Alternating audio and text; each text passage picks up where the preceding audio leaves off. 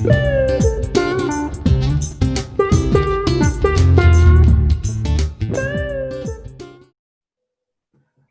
right, hello. How's it going today? Hey, Elias, good to see you. Good to see you, Elias. Thank you for joining me today. I got Gary and Bryan, and we're going to be talking about something a little bit exciting. I think it helps facilitate a lot of other things in organizations. But in order to keep it somewhat mysterious, I'd like Gary to tell us a little bit of an example of this concept we're going to talk about a little bit later.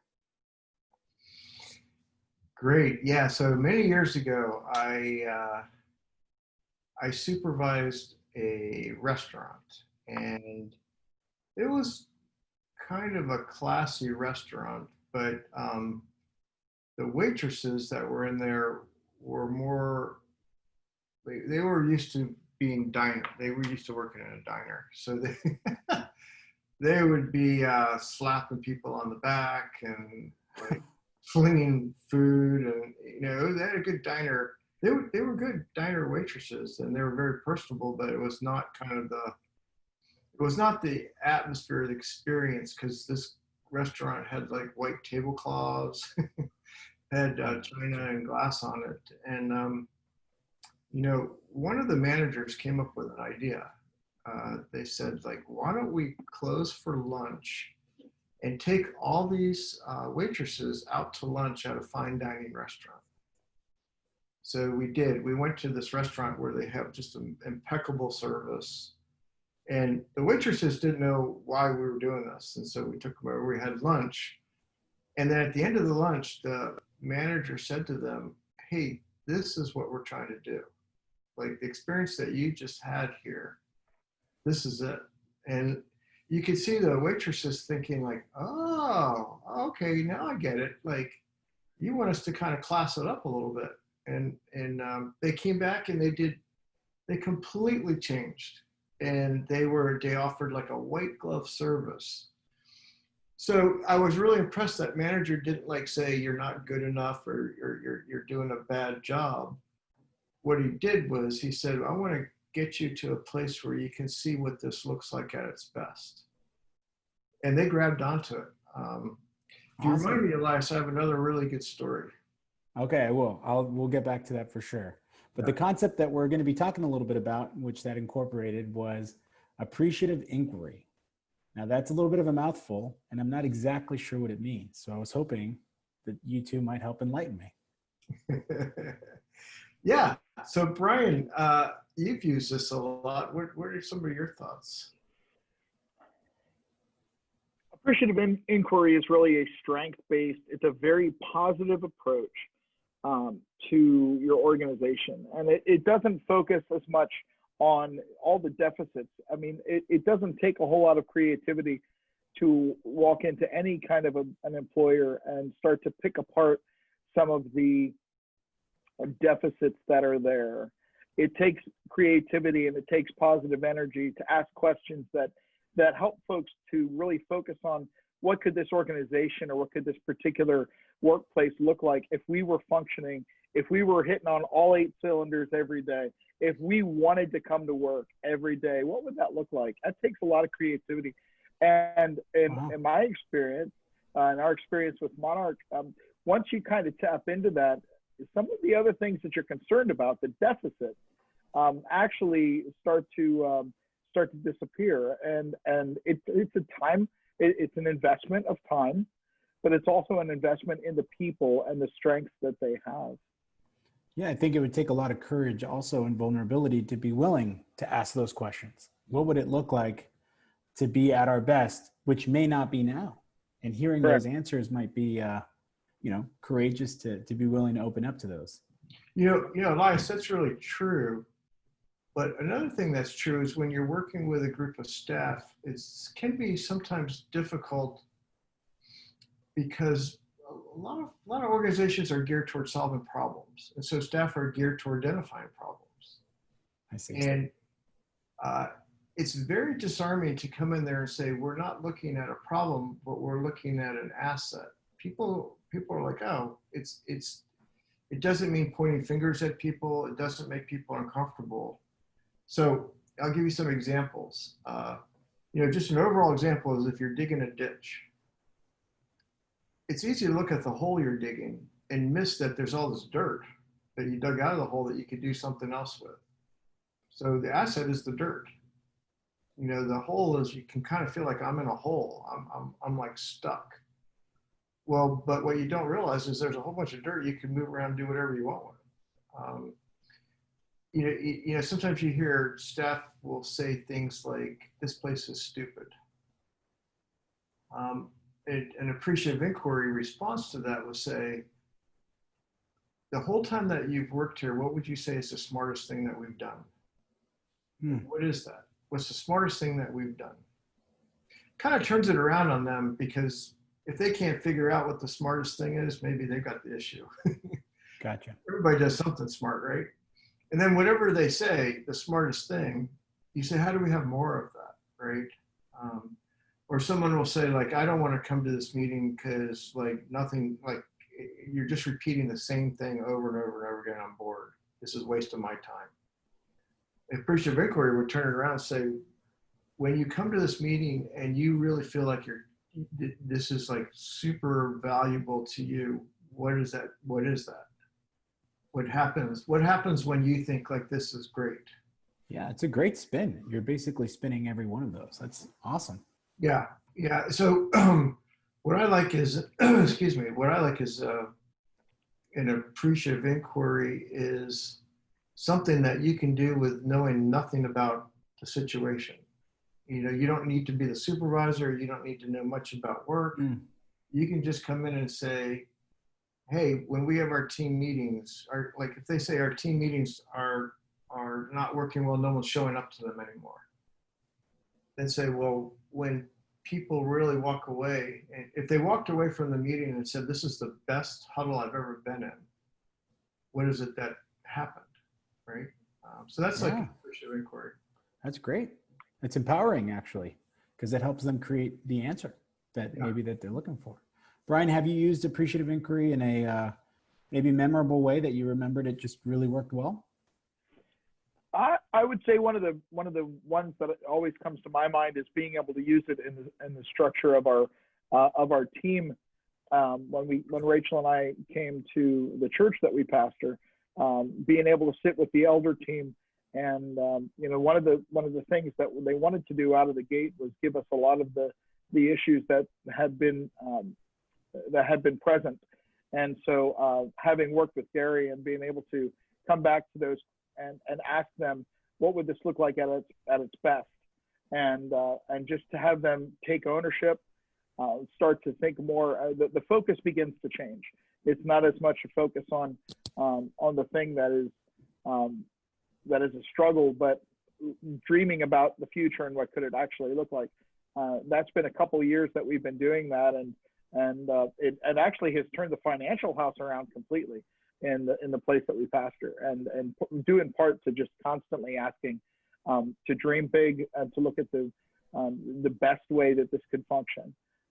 It's really, and you're right, it's absolutely empowering, because people really tend to take ownership then when they have come up with part of the solution, or when they have been encouraged to be more positive about that situation. So conceptually, it sounds like it's a little bit easier on you because you're working together to come up with the idea rather than it having to be your own idea that you're coming up with. They're likely more excited to be a part of that idea because they helped come up with it. So they're a little bit more motivated to take part in it. And then ultimately they're empowered that they're a part of the solution. I think that's, I mean, for most people, I'm sure that gets their gears going. Yeah. Another thing is when you link it into Montessori principles, right? There's a great story. This isn't the story I was thinking of, Elias, so I still got another one. Okay. There's a really good story about, a Montessori teacher who had a mother of a child come in who failed a test, and the child failed.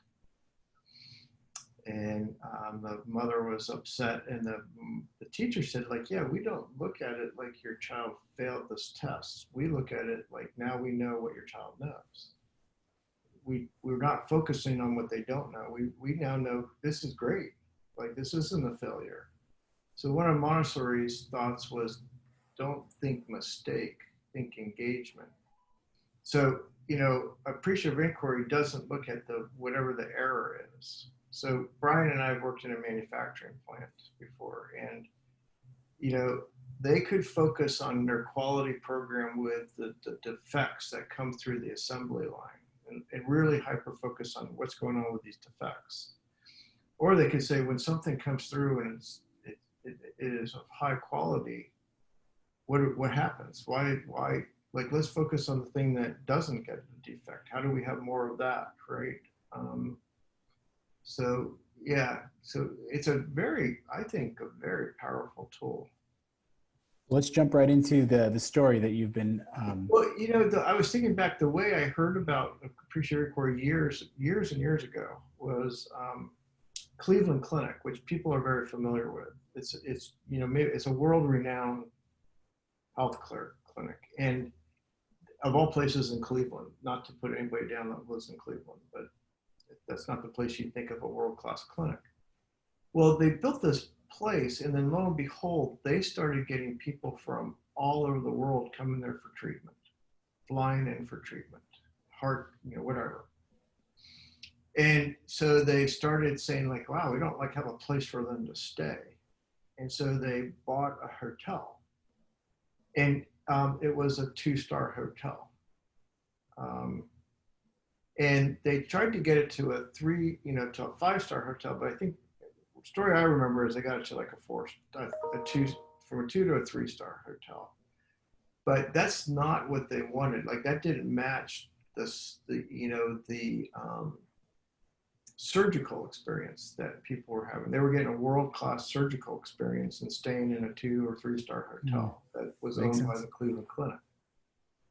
So they did, similar to the first story, they took the folks from that hotel and took them to a 5-star hotel and said, I want you to go around in here. We're going to spend, I think they spent a day and a night there. And they had them write down on like these little notepads, everything that they saw that made it a great experience. So they were writing all this stuff down, and then they got back to their hotel and they said, what of those things could we do here? And so they didn't berate the staff. They didn't evaluate them and say, you guys are falling short. We're going to give you a corrective action, all that stuff I hate. That's all ridiculous. They basically said, like, no, what's the vision? And then if you give that to employees, they'll take it further than you even could take it. They're like, oh, I saw them do this, but we could do it even better. Mm-hmm. Right? So they gave them permission to dream. And I think that's awesome. What Appreciative Inquiry is about. It gives you permission to imagine something. Yeah. Well, let's say that we're listening to this podcast. We're at home. We're thinking about using Appreciative Inquiry, maybe even in our own homes, if not in our own workplace. How would you coach me to approach my first Appreciative Inquiry? What should I really be focusing on? I'll let Bryan. Bryan, do you want me to go first, or do you want to? Yeah, go ahead, Gary. I've got one. I think it's so ingrained in our society and in our workplaces to be problem focused, to really try to identify a problem. So if you have a challenge in front of you, my first thing would be for you to think of what's the opposite. Like just right out of the gate, like what is the opposite of whatever you're experiencing? So let's say you take your family out to dinner tonight and the food's cold that comes and you want to complain about that. You can think of like, okay, well, what's the opposite? Like what would be the opposite experience, and how could we have had more of whatever that is, right? And so it takes a mind shift. So I would encourage you to look for the dirt and not the hole in anything that frustrates you. Is there any dirt? Can you see it? And if you can, start describing what that is and ignore the hole. So you have a young child, Elias, I know. So when a young child's misbehaving or they're doing something that's not what you would expect, if you look for, well, when is it that they're actually responding in a way that you want to, that that you would like them to respond, and then say, could we expand that? Whatever that was, maybe they did that for 5 minutes. Could we have 10 minutes of that? Right? Okay. Bryan? So, Elias, I have a pretty large family. I've got 6 kids and a bunch of grandkids. And of course, cleaning your room is always a hassle when it comes to kids. And I think you probably can appreciate this. So I have a 12-year-old son. And over the last few years, my wife and I have wanted him to try to keep that a little bit nicer. And, you know, you could do it the old-fashioned way where you just say, hey, get up and clean your room. Get upstairs and clean your room. And started to talk to him last year about, hey, Micah, if your room was the way you really wanted it, what would it look like? And allowing him the latitude to not only say like, oh, well, you know, I don't know that I'd have a top sheet and a blanket and a comforter on my bed because I only ever use the top sheet.